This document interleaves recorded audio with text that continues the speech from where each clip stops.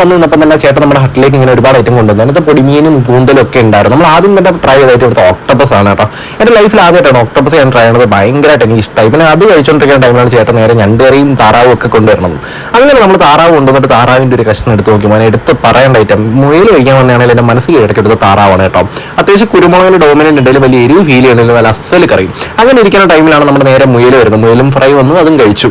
ഒരു രക്ഷയില്ല മോനെ. മുയൽ പിന്നെ നമുക്ക് കഴിക്കാമല്ലോ, നമുക്ക് ബ്രോയിലർ മുയലാണ് കേട്ടോ, അതും എടുത്ത് പറയണം.